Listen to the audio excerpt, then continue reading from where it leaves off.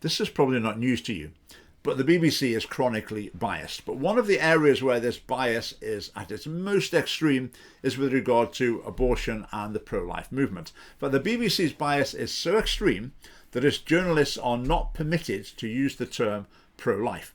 So if they're describing the Scottish Family Party or describing myself or other pro-life activists, they couldn't say pro-life political party. They'd have to say anti-abortion because they think that sounds more negative. And then basically they're afraid of the pro-life movement being seen as something that is pro-life, because that's a pretty powerful argument even within the name, isn't it? So they're not going to allow that, so they banned the term pro-life. Anyway, buffer zones have come into force in England and Wales today or tomorrow. So the BBC have done a special report. They sent a journalist along to an abortion clinic where some people were standing praying outside and produced a report, obviously that was incredibly biased. But there's some particular things that are interested in it, and I think you'll find them interesting as well. So I'm going to go through and point out some of the things in the BBC report. There's some new things I maybe haven't spoken about before. So here we go. Protesters stand outside abortion clinics, standing with signs, sometimes featuring graphic images of fetuses. Now, what exactly is a graphic image of a fetus? What's the difference between an image and a graphic image? I mean, this picture of me is that a graphic picture of me? I don't know. I don't know what makes an image of a fetus graphic. But the word graphic, it makes it sound like these are quite extreme. It's maybe conjuring the impression these are actually abortion images, which they're not. But it conjures the impression that these images are somehow really extreme and distasteful. They're just pictures of unborn children. Anyway, that's become the norm. This can be worrying and upsetting to some of the women going in for their procedure. Let's get the euphemisms in there. Well, of course it might be upsetting because it might challenge the women who are going in for an abortion to see their unborn child, to think of it as a human being. That would be quite challenging and upsetting. Absolutely. So it says on Thursday, a new law comes in making it illegal to influence, harass or provoke anyone within the buffer zone. Now it's the same as the law in Scotland, same sort of idea. The only thing the law is actually going to be used for is influencing. I mean, provoking and harassing, that's already illegal. It's only the influencing bit the law actually exists for. But if you have a law saying we're making it illegal to influence, people might think, influence? That sounds pretty mild. This law sounds quite extreme. I'm not sure about this. So instead what you do is you add in some other things that actually the law's not really intended to cover. But in order to make it sound like the law's tackling something really serious. So another example of that, let's say someone said to you, would you like there to be a law to prevent people coming and kicking you, punching you, and saying things about you behind your back that you don't like? Would you like that law? You might think, oh, kicking and punching, I don't fancy that. Yeah, let's get those banned. We need this law. Whereas it's actually the other bit, that's actually the purpose of the law. Right, so the article goes on. The law aims to put in place stronger safeguards for women accessing this health service. Again, notice the terminology again, health service, totally biased. Especially at a time when the topic of abortion is aggressively debated globally. Now, I'm not sure how you aggressively debate abortion, but I imagine the journalist is referring to the US presidential debate in America. I would say Trump and Vance are very restrained, even timid, on the topic of abortion. It's almost as though they wish the issue would go away. They don't really want to talk about it particularly. But it's as though the impression's trying to be created that debating abortion is in itself inherently aggressive. So the killing of the unborn, no, we don't need to apply terms like aggressive to that or aggression to that. But when it comes to debating the issue, well, that can be very aggressive. That's really the thing that needs tackling. Right, this bit's quite funny. Listen to this. It seems a well-coordinated and thought-out operation, even down to the fact that those praying know to immediately direct me to talk to the two men on the gate. So in other words, the people there praying, they said between themselves, if a journalist comes along, send them to speak to me. Okay, we'll do that. And the BBC described that as a well-coordinated and thought-out operation. Sophisticated plans, some control room full of computers or something. I mean, again, it's attempting to demonize. It's saying that this is not really just a handful of people standing praying quietly. That's not what it really is. This is something on a much greater scale. There's this sophisticated coordination behind it. I mean, they're making something out of absolutely nothing. And this is a similar sort of line, the one you get. These things are funded from America. I always think the best rejoinder to that was from my wife, who said, "How much do you think it costs to stand in the street holding a placard praying? Talk of funding from anywhere is just nonsense." So then the gentleman that the journalist spoke to, he said, "Terminations can be traumatic," he tells me. "When I ask him how he can know this as a man, he says there is research on the topic, though he doesn't cite a specific paper. He says you don't need to be of a certain sex to know about the other sex." So two things going on here. First of all, the BBC journalist obviously inevitably taking a sort of feminist line.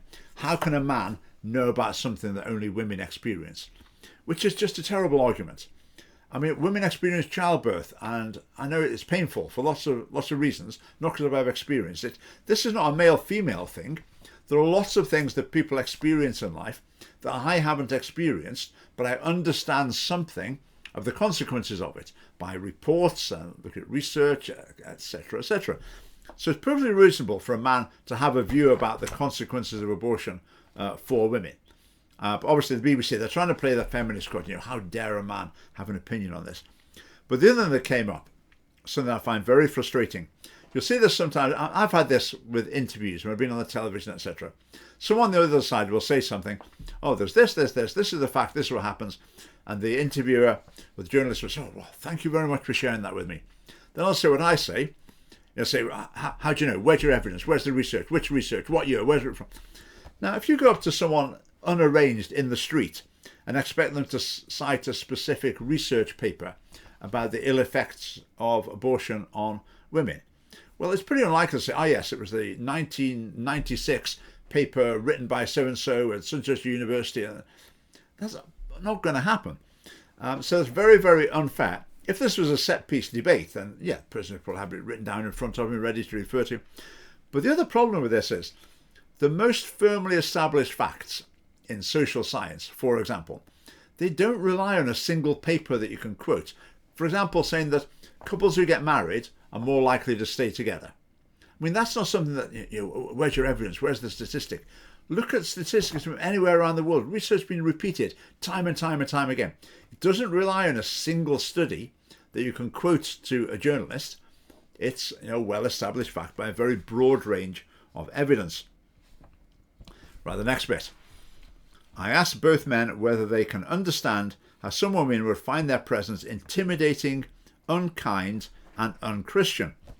Now, the bit I want to pick up here, because I think there's a growing trend, we've seen it in the Scottish Parliament, it's a growing trend in our society in general, for people basically who are not Christians, people who totally reject traditional Christian values, to accuse the people who hold them of being unchristian in some way.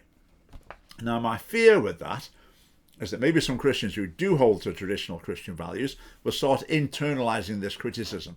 So they'll start thinking, okay, I don't like abortion, every life's precious, I don't really like that. But to actually say anything about it or debate it or try and make the point or challenge people or speak up about it, well, that's sort of unchristian. What a Christian should really do is nothing. And the Christian that does nothing is the one that's really being the most Christian. So I really hope the Christians are not internalizing this attack, basically from people who totally oppose their values. And the journalist says, what about if a woman going for an abortion has had difficult experiences with men, and then they see a man there praying? How upsetting might that be? I mean, what total nonsense. I mean, what if the receptionist in the abortion clinic is a man? What if the doctor performing the abortions is a man? I mean, that's total nonsense. Again, it's the feminist mindset. There's women and there's men. Men are bad, women are good, women are victims. So if a woman's being mistreated by a man, then every man somehow needs to hide away and avoid that woman so that she's not upset by seeing a man. I mean, completely ridiculous. But then a tiny bit of the pro-life message gets through, because the man who was interviewing said that they were there trying to save lives. Now, that's the key thing, isn't it? Any debate about anything remotely to do with abortion, the mission of pro-life activists should be to bring the debate back to this is about the value of human lives. That's the fundamental issue. And that's what the man said, and that got reported. So that is excellent. In contrast to America and other countries, abortion in the UK is not a major political issue during general and local elections. That is quite correct.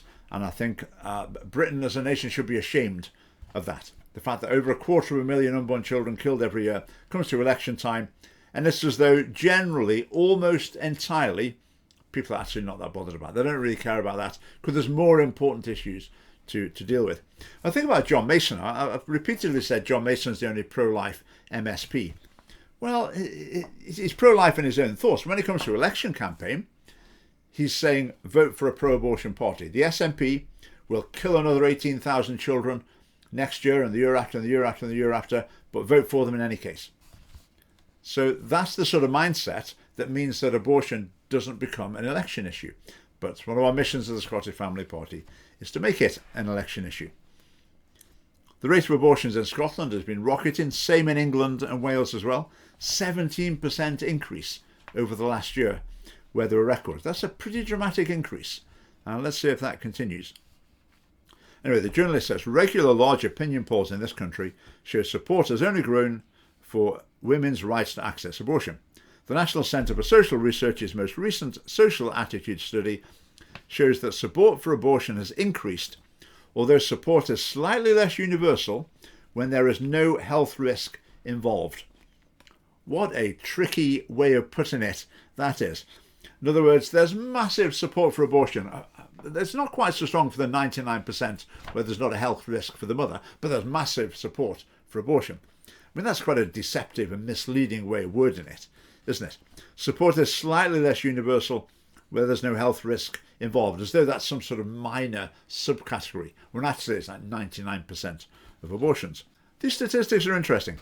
3/4 of people surveyed in 2022 supported a woman's right to have an abortion because she did not want to have a child. So 3/4, 75%, saying it's okay to have abortion because the woman doesn't want a child. That's up from 37% in 1983. Now, it looks like in 1983, the population, basically, it looks like the population was pro-life. But what happened? Well, the pro-life population voted for pro-abortion parties, and that's why we ended up where we are. But it then goes on, 72% believe abortion should be allowed when a couple cannot afford any more children. So 3/4 say you can have abortion just because you don't want a child, but only 72% believe you can have an abortion just because you don't want any more children. That doesn't make any sense, does it? Only 68% believe abortion is justified when a woman is not married and does not wish to marry. In other words, she doesn't want to be a single mum. So those are, I would say, they're quite low percentage actually. It indicates there's a substantial chunk of the population that is pro-life, more than enough to elect representatives into the Scottish Parliament, in any case. Right, moving on. Ailish McEntee, the midwife in charge of safeguarding adults and children at MSI Reproductive Choices, in other words, the abortion clinic. So the abortion clinic has a person in charge of safeguarding children. How about that then? So the organisation that kills unborn children has a person whose job it is to safeguard children. I mean, it really is bizarre, isn't it? It's very odd indeed. So let's just a little look at that article. So obviously abortion in Britain is a grave evil. Who's responsible for it? Well, responsibility is borne by many, many people, but also in particular by the BBC. But the BBC pushes abortion in it's a top priority for them. It's pushing abortion, justifying abortion, demonising the pro-life movement. It's one of their major crusading causes. And as far as they're concerned, that's how they make the nation a better place. Now, the BBC refuses to use the term pro-life. I thought I'd return the compliment. Maybe I should start refusing to use the term BBC. Maybe something like state propaganda agency or something might be more appropriate. But anyway, I thought I'd be interested just to see a bit of the latest BBC pro-abortion activism / journalism. And if you haven't got your tickets for the Scottish Family Party conference yet, do get them. It is Saturday, the 9th of November in Glasgow, just in the afternoon. There's a link below where you can get your tickets. It would be great to see you there. Thanks for watching.